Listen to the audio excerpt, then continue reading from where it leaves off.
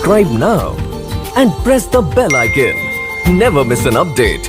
नमस्कार, स्वागत है आपका आज की खबर पुरानी यादों में। और बात करते हैं कुछ खास खबरों की। झारखंड में किसी भी नए केस की सीबीआई जांच के लिए एजेंसी को पहले राज्य सरकार की इजाज़त लेनी होगी। मुख्यमंत्री कार्यालय सीएमओ ने ट्वीट कर इसकी जानकारी दी है। बता दें कि इससे पहले पश्चिम बंगाल, राजस्थान, महाराष्ट्र समेत कई अन्य राज्यों ने भी सीबीआई को किसी भी मामले की जांच के लिए दी गई छूट को वापस ले लिया था। सीएमओ ने कहा है कि झारखंड सरकार द्वारा दिल्ली विशेष पुलिस प्रतिष्ठान के सदस्यों को एक कानून के तहत राज्य में शक्तियां और न्याय क्षेत्र के इस्तेमाल की सहमति को वापस लेने संबंधित आदेश जारी कर दिया गया है।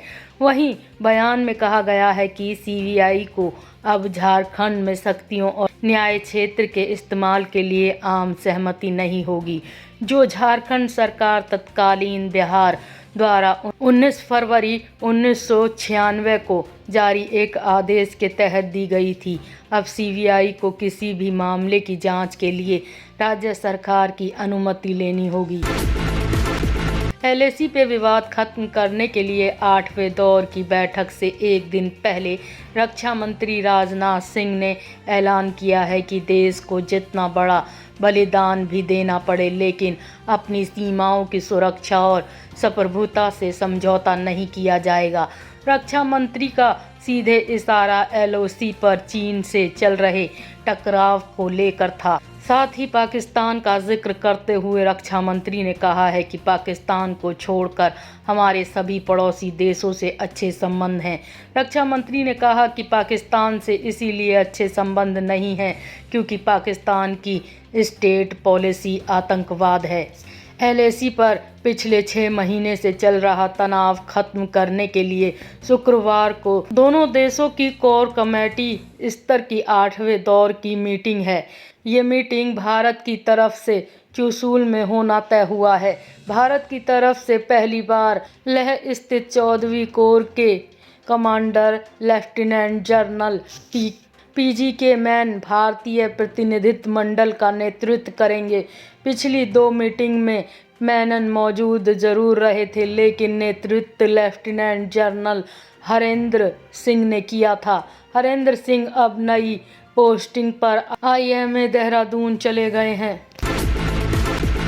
उत्तर प्रदेश की योगी सरकार ने दिवाली को लेकर सरकारी कर्मचारियों और किसानों के लिए बड़ा ऐलान किया है। एक तरफ जहां सरकारी कर्मचारियों को दिवाली बोनस देने का ऐलान किया गया है, तो दूसरी तरफ किसानों के लिए मंडी टैक्स घटाने का भी फैसला किया गया है। सूबे की योगी सरकार ने बोनस का 25% हिस्सा तुरंत नकद देने के लिए कहा है, जबकि बाकी 75% हिस्सा पीएफ से जोड़ने के लिए कहा गया है। इस संबंध में योगी सरकार ने वित्त विभाग को निर्देश भी दिए हैं। सरकार के इस फैसले से 15 लाख राज्य कर्मचारी लाभान्वित होंगे। दिवाली से पहले सरकार के इस फैसले से सरकारी खजाने पर 1022.75 करोड़ का अतिरिक्त भार पड़ेगा। योगी सरकार ने किसानों के लिए भी बड़ा ऐलान किया है। किसानों के लिए मंडी शुल्क 2% से घटाकर 1% कर दिया गया है। सरकार के इस फैसले से लाखों किसानों को फायदा होगा। किसानों को अपना अनाज, फल, सब्जी बेचने पर ज़्यादा मुनाफा मिलेगा।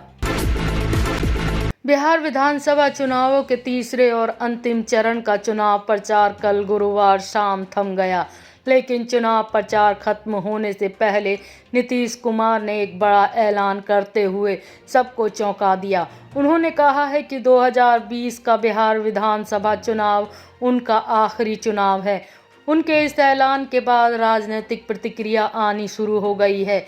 लोक जनशक्ति पार्टी ने इस फैसले पर तंज कसा है। बता दें कि जनता दल यूनाइटेड जेडीयू नीतीश कुमार एक बार फिर एनडीए की ओर से राज्य में मुख्यमंत्री पद के उम्मीदवार हैं और लगातार चौथी बार चुनाव जीतने की कोशिश में जुटे हुए हैं। पूर्णिमा में गुरुवार को चुनावी जनसभा को संबोधित करते हुए नीतीश कुमार ने कहा कि जान लीजिए, आज चुनाव का आखिरी दिन है और परसों चुनाव है। यह मेरा अंतिम चुनाव है। अंत भला तो सब भला। नीतीश के इस ऐलान पर लोक जनशक्ति पार्टी एलजेपी ने तंज कसा है। एलजेपी का कहना है कि नीतीश के इस ऐलान से जेडीयू में हड़कंप मच गया है और कई नेता बेरोजगार हो गए हैं। जो लोग मैदान छोड़कर भाग चुके हैं, ऐसों पर कौन विश्वास करेगा। जान लीजिए, आज चुनाव का आखिरी दिन है और परसों चुनाव है और ये मेरा अंतिम चुनाव है। अंत भला तो सब भला। अब आप बताइए, वोट दीजिएगा ना इनको, हाथ उठा के बताइए। बहुत बहुत धन्यवाद। देश के 267 सेना निर्मित अखिल भारतीय सिविल सेवा और पुलिस अधिकारी, सेना, वायुसेना और नौसेना के दिग्गज शिक्षावादी पेशावरों और अन्य लोगों ने राष्ट्रीय ध्वज को लेकर दिए गए महबूबा मुफ्ती के बयान की निंदा की है। उन्होंने सरकार से महबूबा मुफ्ती को जेल भेजने की मांग की है। साथ ही फारूक अब्दुल्ला के चीन के पक्ष में दिए गए बयान को भी देश विरोधी करार दिया है। पूर्व अधिकारियों का ग्रुप उनके बयानों से आहत है और दोनों के खिलाफ राष्ट्रद्रोह का मुकदमा चलाने की मांग की है। पूर्व लेफ्टिनेंट जनरल बीके चतुर्वेदी के संयोजन में यह लिखा गया है। दरअसल महबूबा मुफ्ती ने कहा था कि जब तक कश्मीर का झंडा नहीं फहराया जाएगा तब तक भारत का झंडा नहीं फहराएंगे।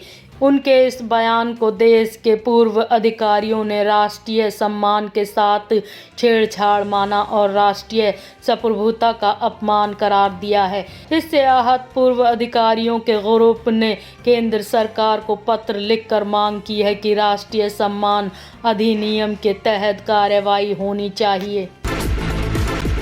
अब दोहरे खतरे से घिर गई है दिल्ली। एक तरफ कोविड केस में उछाल और दूसरी तरफ प्रदूषण की मार। दिल्ली वाले परेशान हैं कि आखिर करें तो क्या करें। दिल्ली के आसमान में छाए जहरीले धुएं ने दिल्ली को गैस चैम्बर में तब्दील कर दिया है। अभी कोविड से दिल्ली वालों की जंग खत्म नहीं हुई है और नया खतरा सामने आ गया है।